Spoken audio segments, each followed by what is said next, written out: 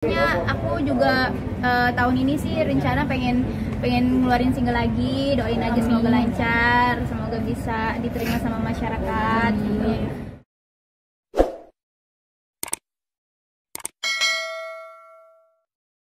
Ngasih 6 nih, gimana sih tanggapannya? Seneng ya yang pastinya, apalagi mungkin penantian banyak pemirsa di rumah. Akhirnya sekarang di Asia ada lagi setelah 3 tahun nggak ada gitu. Kalau aku juga seneng banget karena apalagi kan di Asia 6 ini kita punya negara baru ya yang ikut kompetisi di Turki, yang Turki, negara Turki gitu. Terus juga Meli jadi salah satu kandidat nantinya yang akan berkompetisi kalau memang sehat. Amin. Terus juga pastinya juga bakal ada kehebohan dan juga keseruan yang akan ada nanti di Asia 6. Yang paling kamu nanti itu di Dangdut Akademi Asia 6 itu apa sih mungkin? Apa ya? Keseruannya nggak sih? Soalnya udah lama banget gak berkompetisi. Jadi sekarang ketika udah ada di Asia tuh kayak kita bakalan ketemu lagi nih sama juri-juri, komentator dan segala rupa yang dari luar negeri pun. Jadi ada ketemu punya teman baru dari luar negeri juga. Ya, apalagi ada yang dari Turki. Iya, pasti cakep-cakep. Ini Turki, turunan kidul. Mungkin ada nggak sih komentator atau juri yang paling kamu idolain atau apa gitu, yang kamu senangin mungkin? Karena mungkin semua juri, semua komentator tuh punya ciri khas masing-masing. Terus juga aku juga suka sama semua juri dan komentator. Tapi yang paling kayak ngena banget gitu Mae gitu, karena kan pas aku di Asia dulu juga pernah pernah dimarahin sama Mae. Terus juga pernah istilahnya kayak dicambuk sama Mae gitu. Jadi keinget sampai sekarang gitu. Kalau misalnya aku berkarir terus capek, aku pasti selalu ingat kayak perjuangan aku sampai ke titik ini tuh nggak mudah. Ada marah, ada sedih, ada tawa. Jadi kayak jadi pengingat gitu. Siapa? Belum ada. Mungkin update ini dong, sekarang lagi ada project apa sih? Ya, clipnya lepas kali kalau update. Apa ya kalau aku?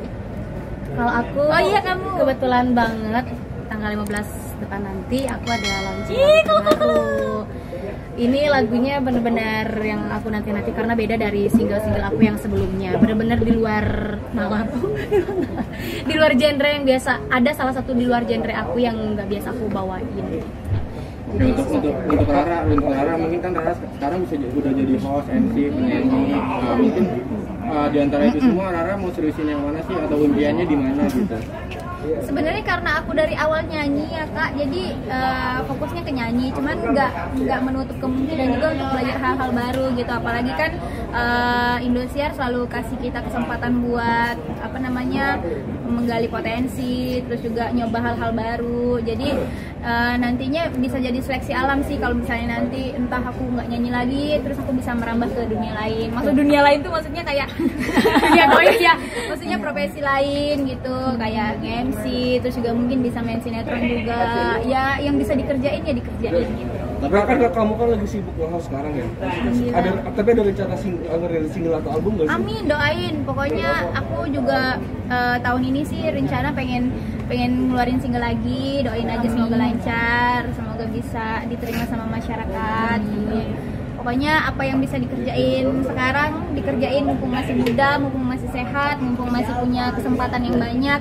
Jadi jangan sampai disia-siain. Tapi kan kamu kemarin kan bulan puasa kan full nge-host ya. So far gimana sih untuk dunia perhostingan? Sudah menemukan titik nyaman atau tetap titik nyamannya di nyanyi? Nyaman semua sih, karena kan kita kan di nyanyi, di host juga tuh kan lingkungannya sama ya Kak, lingkungannya sama, orang-orangnya yang sama juga. Jadi kalaupun kita salah tuh pasti langsung dikoreksi sama mereka gitu. Jadi jangan segan-segan kayak misalnya kita salah terus mereka kayak langsung ini aja sih, langsung kamu kayaknya tadi salah yang gini, jadi dibenerin ya gitu. Terus kan aku juga kalau nge-host kan kayak jarang-jarang ngomong gitu, tapi kalau sekarang kan lebih lepas karena kan udah push juga sama host-host senior yang lain gitu. Jadi akunya juga nggak merasa beban, jadi nyaman karena mereka juga ngerangkul aku banget. Ini bertiga memang dibentuk dari tim manajemen atau seperti apa sih ini? Kalian bertiga digabungin? Sebenarnya kita berlima. Oh, berlima. Sebenarnya berlima, tapi 2 berhalangan hadir. Jadi yang bisa mewakili kita aja bertiga di sini. Oke, ini memang dari tim manajemen yang gabungin kalian Iya, berlima. betul. Gimana? Tapi kamu sendiri lebih enjoy menjadi host atau nyanyi sih? Kalau enjoy kalau enjoy aku enjoy nyanyi, cuman kalau nge-host juga enjoy aja sih. Cuman karena memang awalnya basicnya nyanyi, jadi kayak lebih lepas aja gitu kalau nyanyi. Ya, masuk dunia host ini kan nggak mudah ya. Kamu banyak belajar banget nggak sih dari Iya sini, banget. sini? Jadi kayak mulai dari nol, aku yang nggak tahu apa-apa. Aku dulu jarang banget ngomong, terus juga ngomongnya suka belibet.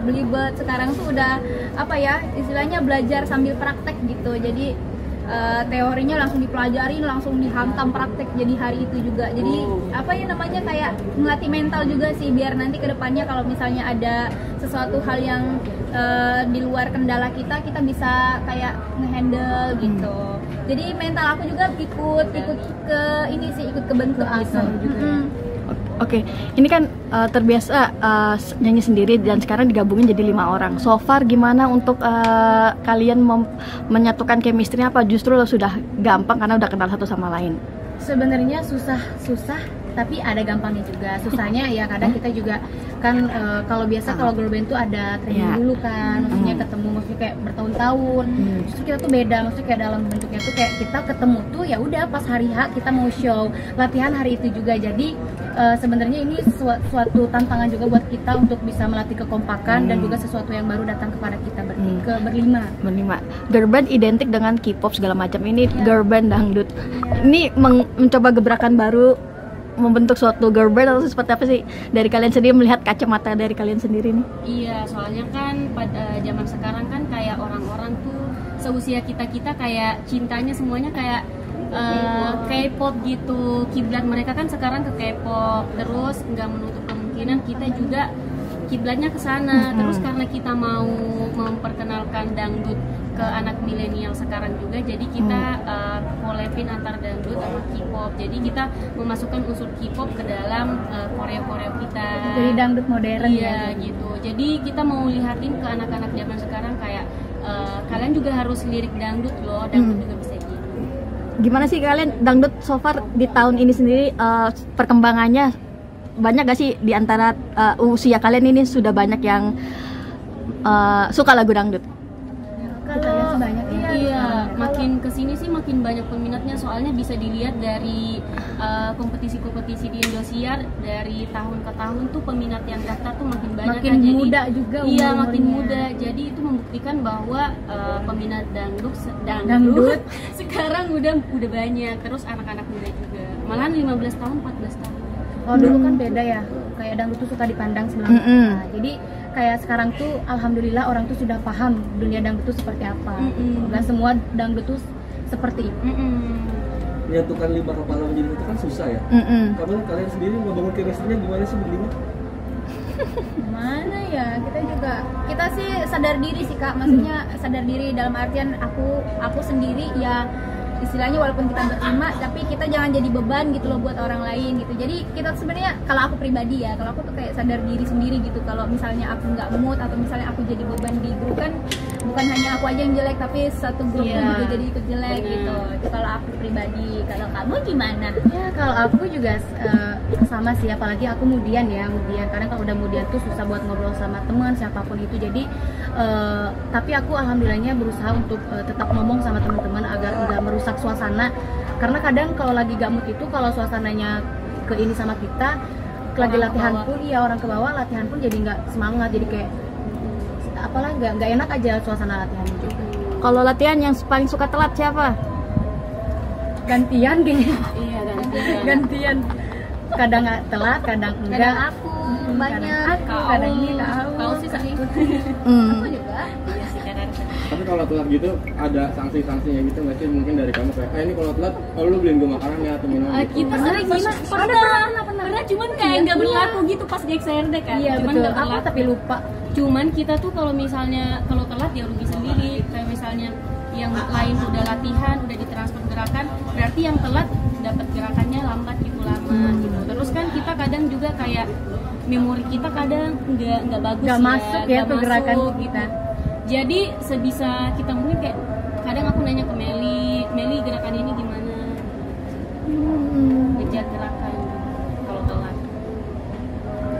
Mungkin biasanya kan kalau mengadaptasi dari K-pop suka ada koreografi dan lain sebagainya. Mungkin untuk konsepannya seperti apa, untuk yang sekarang masih tetap akan ada dance dicampur dengan dangdut atau seperti apa mungkin?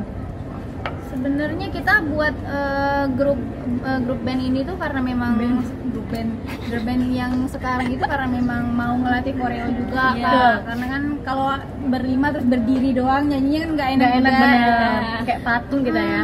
Jadi sebenarnya untuk membangun konsep yang udah kita bangun selama lebih 2 tahun ya, 2 tahun lebih ini.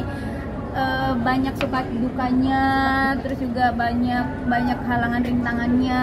Apalagi kan kalau misalnya kita mau memperkenalkan diri kan nggak semua orang bisa menerima langsung gitu, ada proses adaptasinya. Lalu pas kita waktu awal-awal main ngedance gitu segala macam, ada aja yang nggak suka gitu. Jadi kayak apa ya, jadi ini juga sih jadi penyemangat lagi sih buat kita, karena kita tahu mau menyamaratakan isi kepala orang tuh susah gitu. Makanya jadi kita bener-bener harus bisa berjuang sama-sama biar dangdut itu selalu lestari dimanapun dan kapanpun gitu. Apalagi Indonesia tuh harus bangga karena dangdut itu adalah musik yang istilahnya masyarakat luar negeri juga suka gitu. Apalagi kita yang sebagai anak milenial tuh harus bisa membudidayakan aja. melestarikan apa namanya dangdut sendiri dengan versi yang berbeda. Terakhir nyanyi dong. Coba. Cue-nya agak deh. Nah, beda. Nyanyi lagu kita aja.